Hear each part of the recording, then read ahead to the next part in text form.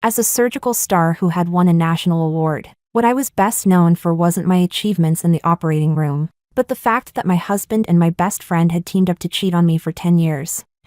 #Diego races through the rain for love shot straight to the top of the trending charts. I tried hard to ignore the endless speculation below, but before I had even stepped down from the podium, his deadly chain of calls had already come flooding in. Something happened to Lily. Aren't you a doctor? Why are you still standing on that stage? Get the hell back here right now.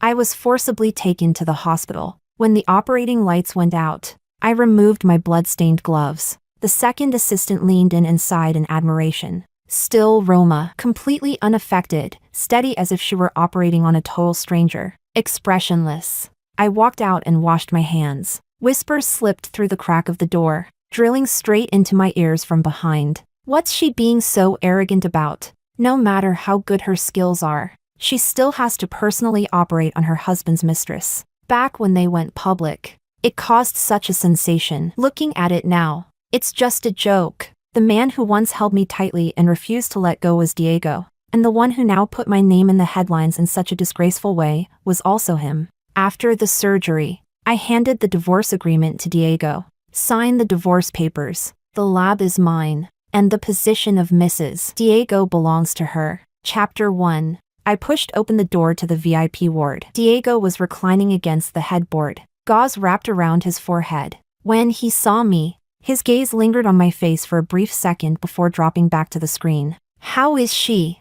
It's been taken care of. I set the medical chart down by the bed. My voice was so calm that even I was surprised. He looked up at me. I met his scrutinizing gaze without flinching. Suddenly, the corner of Diego's mouth curled up as he spoke with his usual mockery. What? Big shot doctor, are you angry?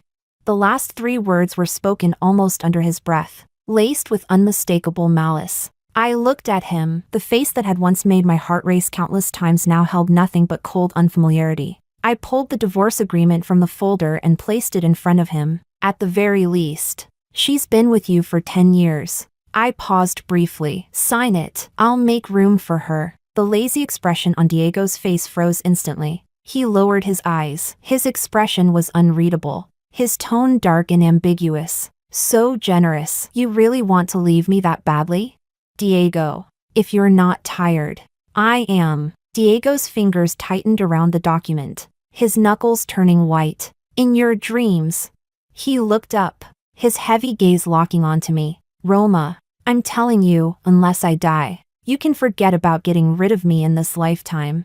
With a harsh ripping sound, the white pages were torn to shreds in his hands. They fluttered down, scattering across the floor. It looked exactly like that snowfall from many years ago. Back then, he had knelt in the snow and said, Roma, I'll treat you well for the rest of my life. But ever since a visit to the cemetery, when he accidentally learned my adoptive father's former name, everything changed. Roma, do you know who stole my sister back then? It was Nestor. The unexpected revelation struck me dizzy. Looking at the hatred in his eyes, I was left speechless. After that, I never saw him again. I went to his company, only to be stopped by his secretary again and again. His mother had never liked me to begin with. She directly threw me out. For a time, the entire city was watching my humiliation. Still, I refused to give up, until the day I pushed open the door to our marital home and saw him entangled with my best friend. In that instant, my world collapsed. Diego! Of all people, why her? You know she's my best friend.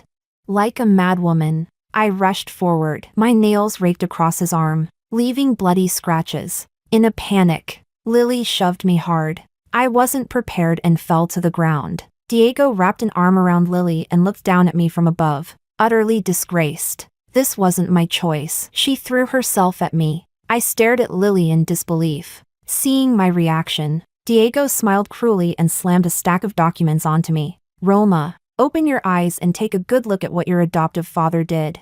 A father's debt is paid by his daughter. You'll never pay it off in this lifetime. For the next 10 years, infidelity and humiliation followed one after another. He hurt me in the cruelest ways, yet refused to let me go. I looked at the mess on the floor. I have plenty of copies of the agreement. Tear one up, and I can bring 10 more. I calmly met his furious gaze. Diego, I've done enough these 10 years. Let go. My indifference finally enraged him completely. Not enough. His chest heaved violently as he grabbed my wrist. His eyes dark and vicious. Roma, a woman who can't bear children, besides me. Who else would want you? Chapter 2. The words had barely left his mouth when Diego froze. When he saw my face turn deathly pale all of a sudden. He was rarely at a loss, and the grip of his hand loosened unconsciously. I seized the chance to shake his hand off and left the ward without looking back. Back in my office, I locked the door. At some point, rain had begun to fall outside, tapping softly against the glass. I pulled open the bottom drawer and took out a small velvet box from deep inside. Inside lay a silver longevity lock, its edges worn smooth from years of handling. It had once been a gift I meant to leave for my child. I had even worn it around my own neck. The year I found out I was pregnant, Diego was overjoyed. He didn't want to wait any longer and decided to act first and ask for forgiveness later. On a rare snowy night, he held me tightly and said, Roma, in this lifetime I'll only ever marry you if I break that vow. May I die a miserable death. I hurriedly covered his mouth, telling him not to say such inauspicious things. Later, when he stole the household register and was discovered by his mother, he knelt in the ancestral hall for a full day and night, refusing to give in. In a rage, his mother threw him out of the house. To save money, he even fought in underground boxing rings, getting himself into trouble. That night, trying to protect him, I was pushed to the ground by those men. Blood stained the snow red. The baby was gone, and I lost forever the ability to become a mother. Even these hands that held a scalpel almost became useless. To have my hands treated, Diego had no choice but to bow his head and return home. Although Diego was only an adopted son, his adoptive parents had long treated him as their own. Seeing how haggard he looked, they finally relented. But all of that was no match for that single phone call. When I discovered his affair with Lily, I completely broke down. I never imagined his revenge against me would be getting entangled with my best friend. I cried. I fought. I demanded a divorce, but he refused to sign. No matter what. His mother came to see me in person and slapped me hard across the face. You think Diego won't divorce you because he still loves you? She sneered as she revealed the truth. Let me tell you, the only reason I agreed back then was because I valued the patents and results in your hands. They could endorse the company. And the reason he still won't divorce you now is the same. Otherwise, I would have had Diego throw you, the daughter of a thief, out of Shanghai long ago. I refused to believe it. Hysterical, determined to confront Diego face to face. What I got was his own admission. What else did you expect? Roma, you should be grateful you're still useful. With red eyes, I shouted. But you said you'd only ever marry me. He gave a scornful laugh. Yes, that's why you're still my wife. It was just that he no longer loved me. At that moment, I finally understood. The man who loved me in that snowy night was already dead. I put the longevity lock back into the box and sent a message to a familiar account. Help me test a sample, and I'll agree. No sooner had I sent it than a call came from the nurse's station. Roma, Miss Lily in the VIP ward has woken up. I pushed open the ward door. Lily was leaning weakly against the headboard. When she saw me, a trace of smugness appeared on her pale face. So it was you who came. Expressionless. I recorded the information. Aren't you curious why Diego was speeding through the rain? My silence didn't stop Lily from showing off. She extended her left hand. On her ring finger was a ring. Does it look familiar? My fingers clenched sharply. That ring was the first engagement ring Diego ever gave me. Back then, he was injured and I didn't have enough money. So I sold it to cover his medical bills. When I later tried to buy it back, I was told it had already been sold. Now, it was on Lily's finger. This was the prize for the competition. She said, after all, when he proposed to you, I was there too. I thought he'd give it to you. Who knew? She let out a cold laugh. The first time I met you, I thought you were ridiculous. I only had to shed a few tears and you really believed I was a poor student, dragging me along everywhere. Let me be honest. If it weren't for Diego, who would ever be friends with someone as broke as you?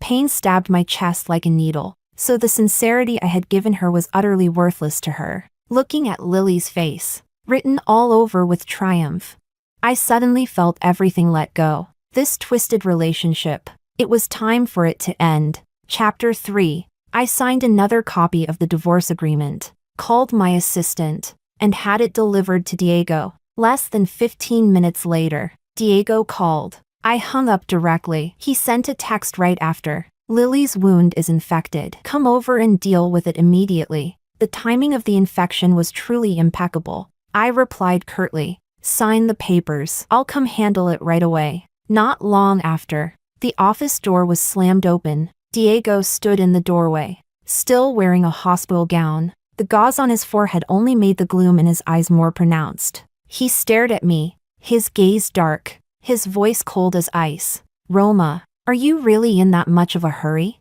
I lifted my eyes to him. Yes. He tugged at the corner of his mouth, a sneer forming. Roma, don't forget, the lab you're so desperate to keep is funded by my family. I can make you a research star, and I can also leave you with nothing. Suit yourself. My indifference completely enraged him. Good, very good. Diego fixed his eyes on me, his chest heaving violently. Roma, you'll regret this. I knew Diego wouldn't let me off easily. I just hadn't expected his revenge to come so fast. The next day, the moment I arrived at the hospital, I noticed the strange looks people were giving me. The dean summoned me into his office and slammed a notice down onto the desk. Roma, big shot doctor, take a look yourself.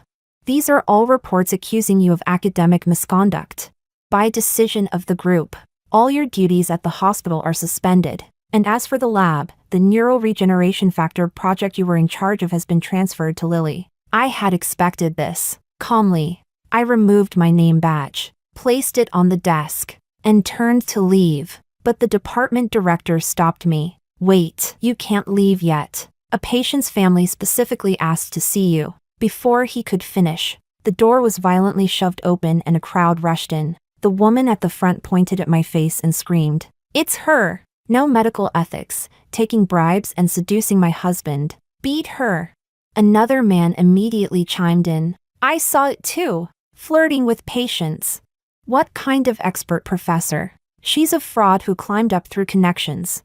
More voices erupted one after another. "Someone like her deserves to be a doctor? Get out of the hospital." Some people tore at my white coat. Others shoved my shoulders. I tried to struggle. "I've never done any of this. Show me the evidence." The more I tried to defend myself, the more agitated they became. Amid the chaos, something struck my temple. Warm blood trickled down my cheek. The hallway was packed with colleagues watching the spectacle, whispers filling the air. At some point, Lily appeared at the front of the crowd, her arm linked with Diego's, a victorious smile on her face. "What's going on with Roma?" Lily raised her brows, feigning surprise. Wasn't she always so proud? How did she end up like this? "If you ask me, you shouldn't act so aloof as a person." Diego spoke coldly. "Publicly admit to all the accusations and resign voluntarily. That will be the end of this." Lily nestled against him and added in a sweet voice, "And there's more. Diego! She also has to admit that she was the one who interfered between us first, that I was the original victim." Diego gently stroked her hair and said indulgently, "All right." I snapped my head toward Diego, unable to believe he could be this shameless. "Do you know the consequences of doing this?" His gaze was indifferent, as if he were discussing something trivial. "I know, but just like you said, Lily has been with me for 10 years. I don't want her to suffer anymore." Suffer? Who, exactly, had suffered for 10 years?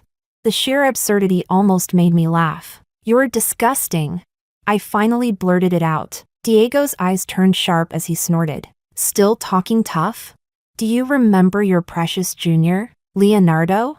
My heart sank instantly. He really knows how to repay kindness. "You funded him, and he tried to stand up for you." Diego leisurely unlocked his phone and held it up in front of me. "Too bad he used the wrong method. The police suspect he tampered with my car's braking system. He's already been taken away on suspicion of attempted murder." In the video, Leonardo's face was pale as he was escorted into a police car. "That's impossible. He wasn't even in Shanghai that day. My voice trembled. If I say it was him, then it was him. Diego cut me off, his tone leaving no room for doubt. If you don't want him to go to prison, do exactly what Lily says. He was still young. He had just managed to make it out of the mountains. His life was only just beginning. If he went to prison, it would all be over. Lily lifted her chin smugly and said in a condescending tone, "Admitting it isn't enough. I want you to kneel down, kowtow, and apologize." I clenched my fists, my nails digging deep into my palms. Diego spoke flatly. "Leonardo's mother, she's still waiting for money for surgery. Isn't she?" The last bit of strength drained from me, looking at the man and woman before me. All I felt was bone-chilling cold. Fine, I admit it. I closed my eyes, slowly bent my knees, and slammed my forehead against the cold floor tiles. I'm shameless. I fabricated academic results. I interfered in someone else's relationship. Each sentence was followed by another kowtow. Thud, thud. The sound echoed down the corridor. Blood seeped from the wound on my forehead, dripping onto the floor, blooming into vivid red stains. I don't know how long I kept going. My consciousness gradually blurred, just before I collapsed. I thought I heard Diego's panicked voice. Heh, as if that were possible. Chapter 4. When I opened my eyes again, the first thing I saw was the expensive yet icy crystal chandelier in the bedroom. As consciousness returned, a dull ache spread through every limb and bone. My phone screen kept flashing, pushing one horrifying headline after another. The video of me kowtowing and admitting my faults had been exposed from multiple angles. Hashtag surgical master Roma morally tainted Neil Zan apologizes in public. Hashtag 1C National Award winner Natasha Miaomiao Medical World. Hashtag. The official account of Diego's company publicly issued a statement distancing itself from me. Diego had nailed me to the pillar of shame. I was ruined, completely. All the breakthroughs I had poured my heart and soul into had already been quietly transferred under Diego's company the moment I fell from grace. He drained the last bit of value from me. Then, like tossing away trash, prepared to discard me. Truly, ruthless. Just then, a special alert tone sounded on my phone. The sample I had previously asked a trusted old friend to send for discreet testing had come back with results. I opened the encrypted file the moment my eyes landed on that cold conclusion on the screen. My whole body felt as if it had been struck by lightning. Absurd. So absurd. I stared at the screen as if I wanted to carve those words into my pupils. A low, stifled chuckle escaped first, then the laughter grew louder, gradually turning frantic and unhinged, while tears poured out uncontrollably, smearing my face. Crying and laughing at once, I looked like a madwoman. So it turned out my 20-plus years of life, from beginning to end, had been a ridiculous, outrageous joke. The door was suddenly flung open. Diego stood in the doorway against the light, tall and imposing, his silhouette radiating oppressive pressure. Seeing my tear-streaked face and hollow eyes, his brows knit slightly as he strode closer, his voice giving away nothing. "You saw what's online?" He let out a soft sigh. "I told you, if you behave, stop talking about divorce, and stay put as my wife, I can step in and clear things up for you." I lifted tear-blurred eyes. In my hazy vision was the hard outline of his face. Clear things up? At this point, did he really think I would still believe that kind of bullshit? I forced a smile uglier than crying. "Diego, do you think I still care about any of this now?" I pushed myself up on trembling legs and forced myself to meet his gaze. "I'm disgraced. Everyone's out for my blood. A high and mighty family like yours doesn't need a wife as filthy as this. Does it? Diego, sign it. Divorce." Diego's expression sank instantly, fury churning in his eyes. "Roma, you are unbelievably stubborn." "Then what?" I sneered, my tone edged with ice. "Do you expect me to stay here and work like a beast for your family's research, only for you to slap my achievements onto Lily's name like they belong to her?" I watched his pupils tighten sharply. A twisted satisfaction rose in my chest, and I deliberately stabbed at him with words. "Diego, you keep refusing to sign, doing everything you can to stop me from leaving. Don't tell me you still like me?"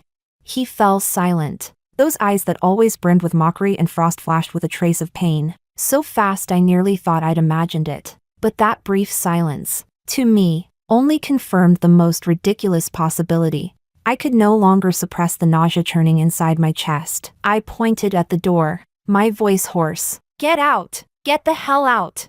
Over the next few days, I was effectively kept under house arrest in this gorgeous cage. Diego still refused to divorce me. Finally, his mother could no longer sit still. She barged into my room, her well-maintained face filled with undisguised bitterness and disgust. Roma, that father of yours who deserves to be cut into 1,000 pieces stole my Bianca.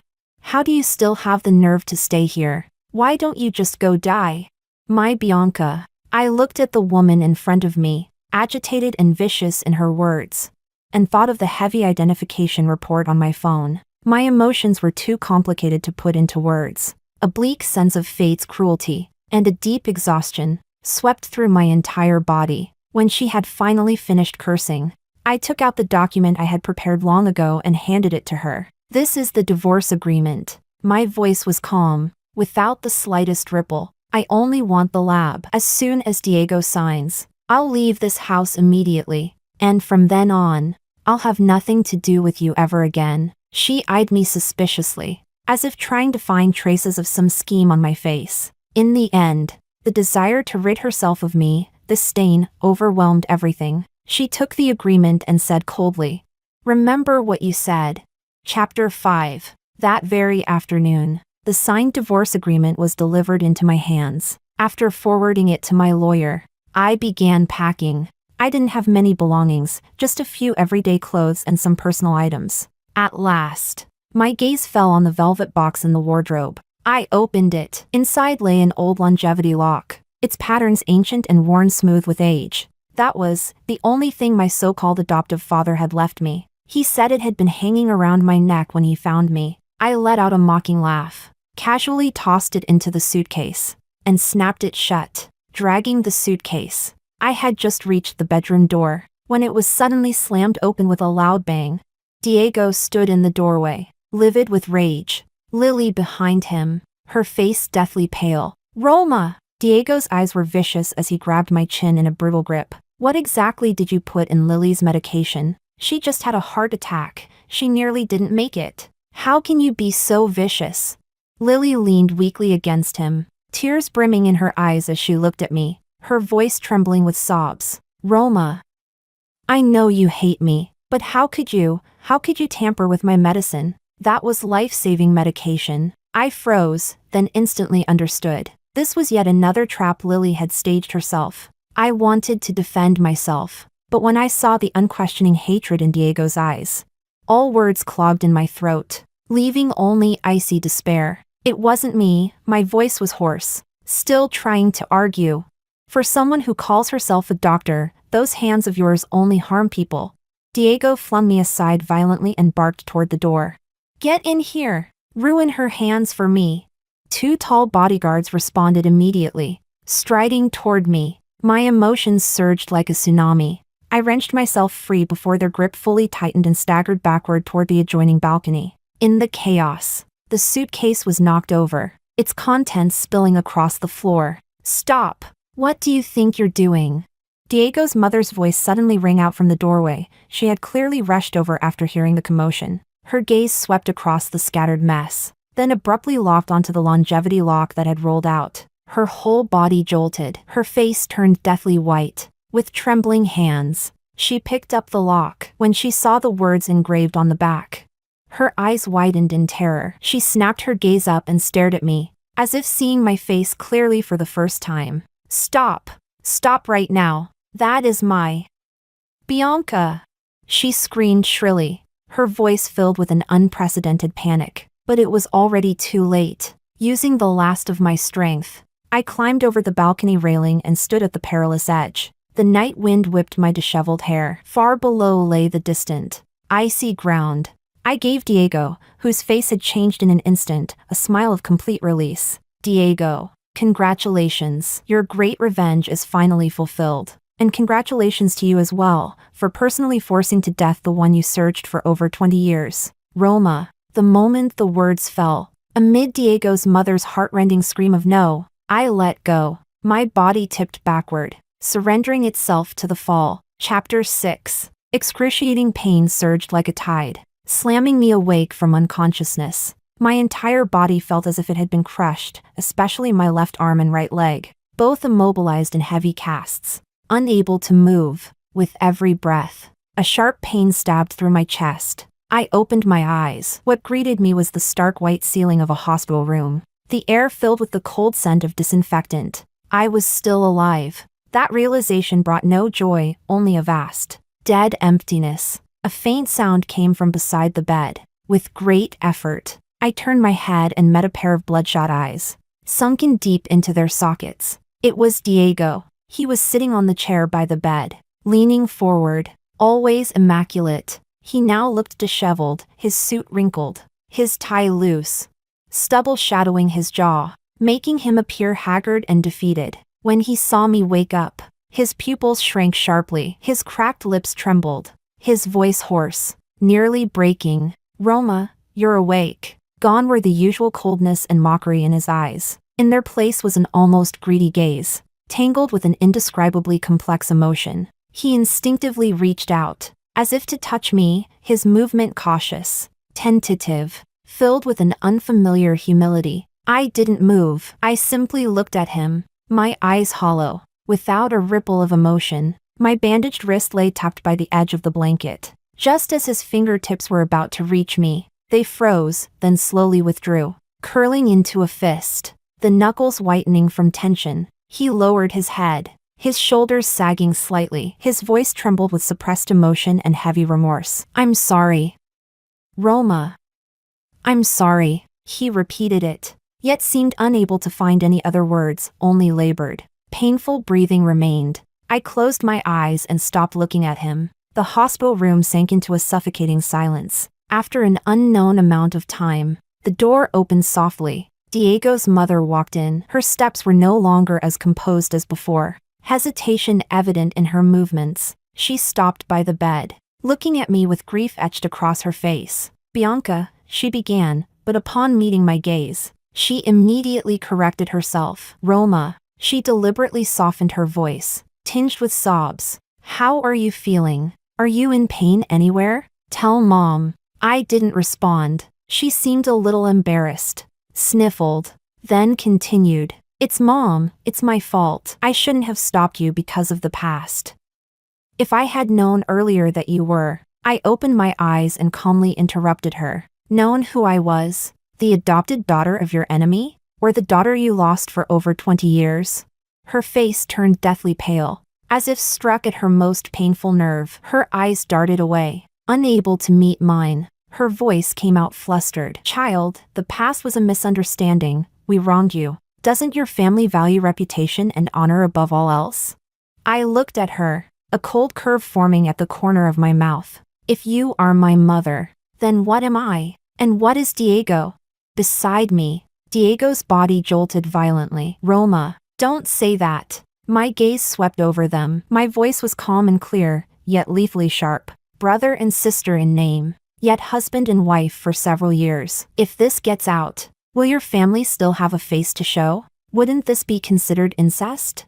The word incest struck like an ice-coated needle, stabbing straight into her ears. She stared in horror, lips trembling, her body swaying uncontrollably. Rendered speechless, Diego's face turned pale as well. He shot to his feet, the chair scraping loudly backward. He looked at me with helpless panic in his eyes. His lips moved as if he wanted to explain or plead, but in the end, he could only force out a few words. "Roma, don't say it like that, Before he could finish, I cut him off with an even colder voice. "I'm tired." I closed my eyes again, shutting out all emotion, my voice left with nothing but exhaustion and indifference. "If you want to acknowledge me, fine. From now on, I will only be Bianca. Diego will only ever be the adopted son of this family. He and Lily have already been together for 10 years. Haven't they? Perfect. I'll step aside and make it easy for them." When my words fell, the hospital room plunged into absolute silence. Chapter 7. The silence made the guilt in Diego's mother's heart even harder to bear. But she was, after all, the one in charge of the family. Her speed in weighing pros and cons was astonishing. She could never allow the word incest to be associated with the family, especially now. when she had just recovered her biological daughter. She looked at me, struggle and conflict flickered in her eyes, until they were finally replaced by a near do-or-die resolve. Fine. She almost gritted her teeth as she spoke, her voice carrying a barely perceptible tremor. Yet her answer was unmistakably clear. I agree. From now on, you are Bianca, the rightful eldest daughter of our family. As for Diego, he will forever be my son, and your brother, Diego. Standing to the side, stiffened violently, he snapped his head up to look at his mother, disbelief flooding his eyes. His lips moved several times, as if he wanted to say something, but in the end his gaze fell back on my indifferent face. The pain and faint hope surging within him shattered completely, leaving only barren emptiness. He understood that this was not only my demand, but also the choice his mother had to make to protect the family's reputation. He didn't even have the right to object. I nodded, signaling my agreement. Diego's mother acted with remarkable efficiency. Not long after I nodded, everything was quietly taken care of. Roma, due to severe injuries and complications from infection, failed to be resuscitated and passed away. Shortly after I recovered from my injuries, a grand and solemn banquet was held at the family estate. Crystal lights poured down, silk gowns brushed shoulders, glasses clinked amid lively chatter. I sat in a wheelchair, pushed to the center of the banquet hall by a nurse, my face pale. His mother stood beside me, holding a microphone. Tears flowed before she could even speak. With great emotion, she announced to all the guests that her biological daughter, Bianca, who had been lost for many years, had finally returned to her side after countless hardships. From this day on, she is the family's sole heir, Bianca. Her voice was choked with emotion, yet her gaze was unwavering. Thunderous applause erupted from the crowd, mixed with curious and probing looks. I sat there expressionlessly, like a lifeless doll, coldly accepting all those hypocritical congratulations. Across the crowd, Diego's eyes briefly met mine. He stood in the shadows of a corner, a glass of wine in his hand, his gaze locked tightly onto me. The perfectly tailored suit could not conceal the desolation clinging to him. As he looked at me, his eyes were shattered, roiling with pain, regret, and a profound despair. The lights were dazzling, voices filled the air. Sitting in the wheelchair, I met his gaze and slowly curved my lips into an extremely cold, extremely faint smile. He parted his lips, as if he wanted to say something, but in the end, he only drained the glass in one gulp. From that moment on, he was the adopted son, and I was the heiress. The title of siblings would become the eternal shackle between us. Chapter 8. On the 7th day after the banquet ended, I left Shanghai. Mother had everything arranged for me. A private jet, a dedicated nurse. Bianca, this will always be your home. She said it with genuine feeling, full of reluctance, repeatedly urging me to focus on recovering. But how could 10 years of harm and torment be erased so easily? How could 10 years of absence be made up overnight? We both understood without words that we each needed time to adapt to our new roles. I didn't notify Diego of my departure. After the banquet, he deliberately avoided me, afraid that seeing me would remind him that there was no longer any possibility between us. As the plane took off, I looked out the cabin window at the city gradually shrinking below. It felt like leaving behind a vortex that had entangled me for years. My heart was unexpectedly calm. This city, which had carried so much of my love and hatred, finally became a scene behind me. Winter arrived in Zurich earlier than in Shanghai. By early November, the foothills of the Alps were already dusted with light snow, the lake shimmering with a cold blue glow. I moved into a lakeside apartment, so quiet it felt cut off from the world. The apartment was spacious and exquisitely decorated, yet so empty I could hear my own echo. I asked the nurse to place a desk in the corner of the living room and piled it with the latest journals on neurology. My recovery was slower than expected. The fracture site still ached faintly when the weather turned gloomy. And the most troublesome part was my right hand. Nerve damage in my wrist meant my fingers couldn't exert strength. Even holding a glass of water made them tremble slightly. When Professor Williams came to see me, he stared at my trembling right hand for a long time, then gently patted my shoulder. Roma, losing you from the operating room is a loss, he said, but the laboratory will be different because of you. I accepted reality and turned to purely theoretical research. If I could no longer wield a scalpel, at least I could still use my mind. In early December, I officially joined Professor Williams's Institute of Neuropharmacology. It was a relatively closed environment. Most researchers were devoted to academia and paid little attention to outside turmoil. It suited me perfectly. Transitioning from clinical work to basic research was not easy. I spent a great deal of time relearning the fundamentals of molecular biology and pharmacology. Staying in the lab until late every night, the intense workload left me no time to dwell on the past. Only occasionally, late at night, would old injuries wake me with pain. Fragments of memories would surface uncontrollably. Whenever that happened, I would get up to take a painkiller or continue reading papers, numbing my senses with exhaustion. Time passed in the laboratory. I gradually made progress in this new field, and several papers on neuroregenerative factors began to attract attention. Bianca started to become known within the field. Mother called regularly, her tone cautious, beyond routine concern. She would vaguely mention developments back home. From her hesitant words, I pieced together what had happened after I left. After my departure, Diego became even more gloomy and obsessive. He poured all his energy into work, expanding the family conglomerate's business empire in an almost self-destructive manner. Mother used various means to force him to marry Lily. She needed the marriage to preserve appearances and cover up the past. But faced with the marriage imposed on him by his adoptive mother, Diego chose the most direct form of resistance. Diego still refuses to come home. She sighed over the phone. Lily finally became Diego's wife and moved into the mansion. Unfortunately, the marriage she had obtained through every possible means was, from the very beginning, a gilded cage. Diego treated her as if she didn't exist. No shared bedroom, no contact. Not only did he live separately from her, he wouldn't even spare her a glance. Lily came to see me a few times. Mother said coldly, complaining that Diego ignores her. Really, if it weren't for her back then. She didn't finish the sentence, but I could imagine how she had been rebuffed. But she wasn't the Roma who endured everything in silence, nor the Bianca who had just been found again. In Mother's eyes, her grievances were nothing more than the consequences of her own actions. No one cared about her suffering. The marriage limped along amid quarrels and indifference. But change came swiftly. Chapter 9. When the news arrived, I was in the laboratory observing the cultivation of a group of nerve cells. My assistant, Emily, was organizing newly received case files when she casually mentioned, "There's a special case in neurosurgery downstairs, Asian, chronic subdural hematoma, and a rare Rh-negative blood type." The pipette in my hand paused slightly, the culture medium rippling faintly inside the tube. "I heard she's the wife of a wealthy man," Emily continued. "Her husband died in a car accident. How pitiful." I gently set the pipette down and walked to the window. The Research Institute building was connected to the affiliated hospital by a glass skybridge. From my laboratory window, I could see the row of windows belonging to the neurosurgery ward. Sunlight filtered through the glass, casting mottled shadows across the lab floor. "What's the patient's name?"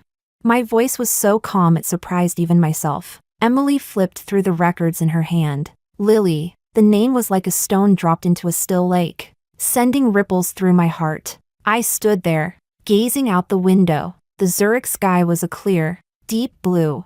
In the distance, the snow-capped peaks of the Alps shimmered with a cold light under the sun. Everything looked so peaceful, so far away. Mother's broken account over the phone came back to me. It had been a rainy night. Diego had rarely returned to the mansion to retrieve some documents, only to be blocked at the door by Lily, who refused to let him leave. During the argument, Lily insisted on going to the company with him. Diego reluctantly agreed.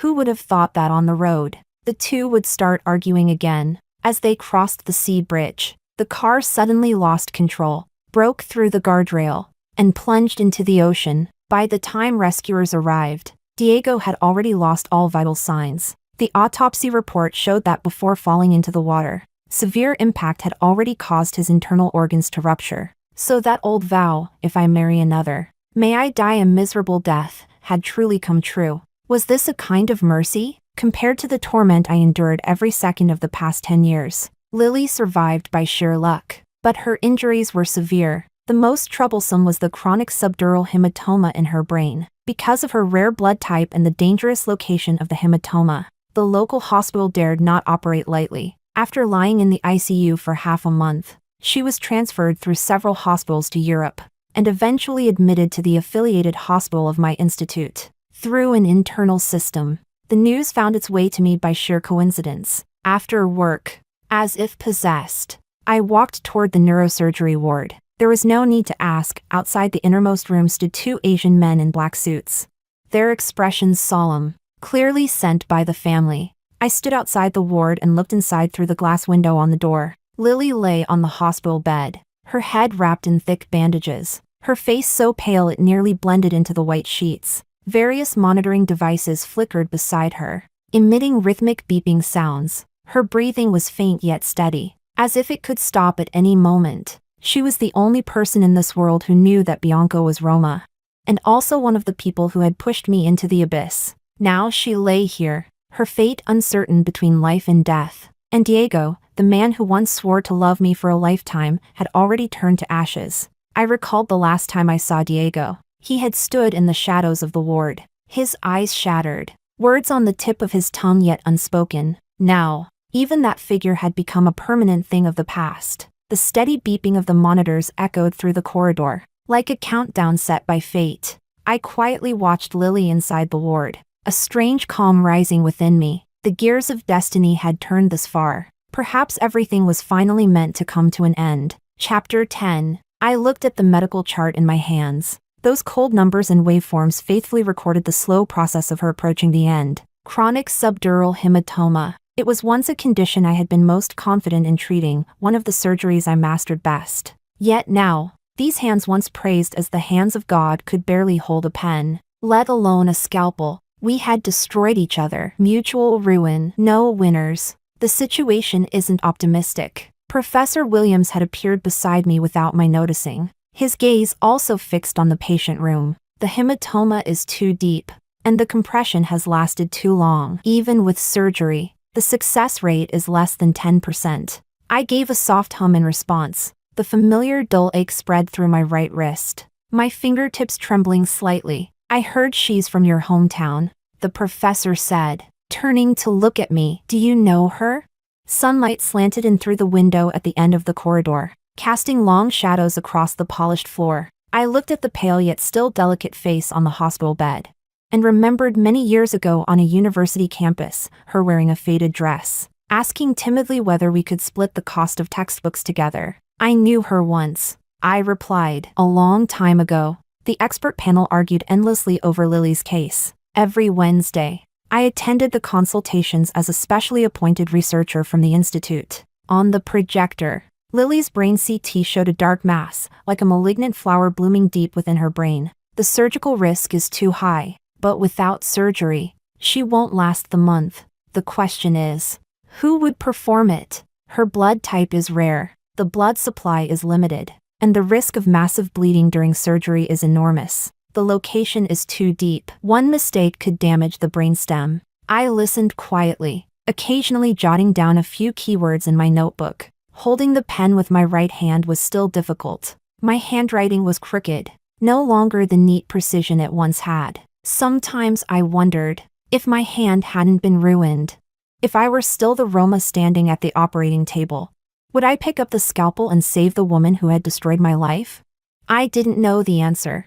I wasn't a saint. I couldn't forgive the harm done to me, the nights of humiliation, the videos of me kneeling and confessing in public, the research achievements stolen from me, and Leonardo's despair after being falsely imprisoned. Any one of these was reason enough for me to remain indifferent to her life or death. But I am a doctor, and a doctor's duty is to heal and save. What's your opinion? The professor asked suddenly, calling on me by name. Everyone in the room turned to look at me. From the imaging, I said, standing up and walking to the screen, awkwardly pointing to several areas on the CT scan with my left hand.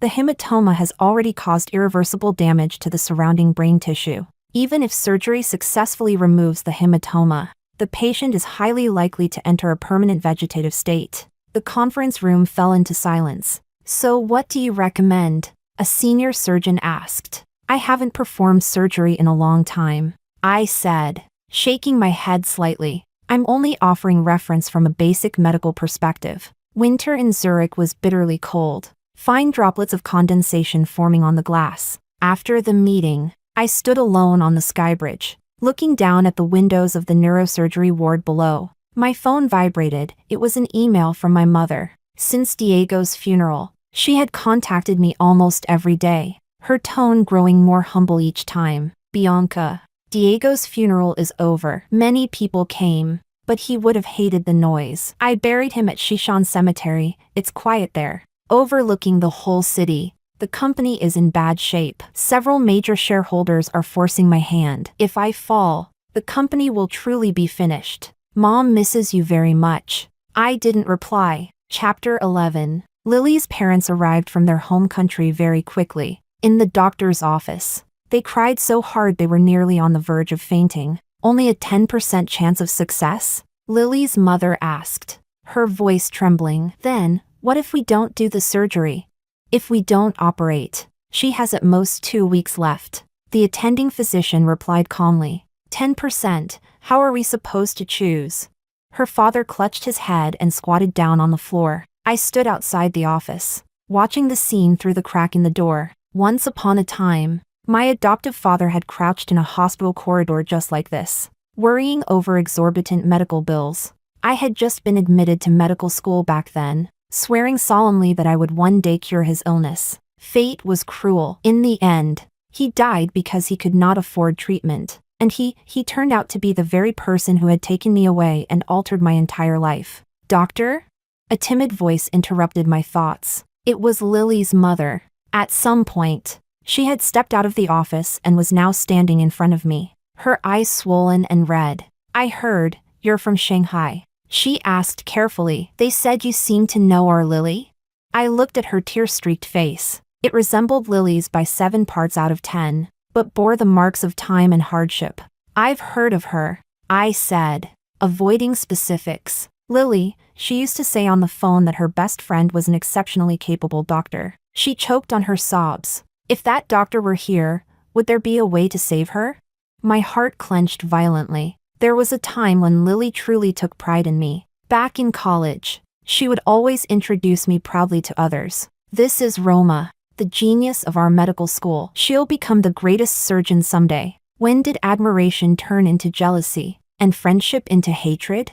Medicine advances quickly, I said at last. Every doctor will do their best. Lily's parents hesitated for an entire day, just as they finally made up their minds and signed the consent for surgery. Lily's condition deteriorated sharply. That early morning, the nurse on duty made an emergency call for the doctors. I was up late in the lab correcting problematic experimental data and happened to witness the resuscitation process. Lily's blood pressure plummeted rapidly, while her intracranial pressure continued to rise. Doctors rushed into the room. One piece of equipment after another was brought in, but everything seemed futile. I stood at the end of the corridor, watching it all. The chaos inside the room contrasted starkly with the silence of the hallway, like a silent pantomime. In the end, the attending physician came out and shook his head at Lily's parents, who had rushed over. We did everything we could. Lily's mother's wail tore through the hospital's stillness. I turned and left, my footsteps echoing through the empty corridor.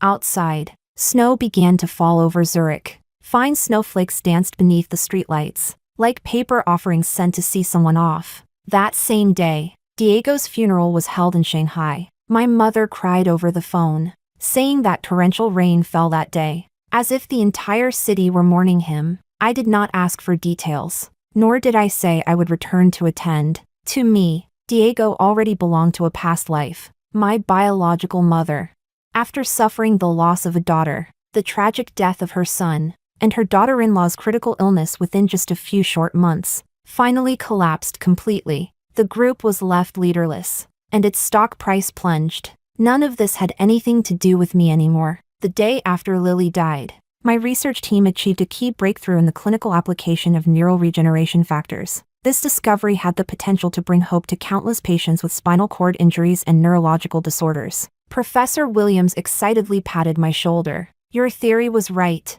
We're about to change so many lives. The laboratory erupted in cheers. Colleagues popped champagne to celebrate. I smiled and accepted their congratulations. Yet my heart was extraordinarily calm. Perhaps this was fate's compensation to me. It took away my ability to wield a scalpel, but gave me the chance to push an entire field forward. That evening, I received an encrypted email from the group's chief legal counsel, Ms. Bianca.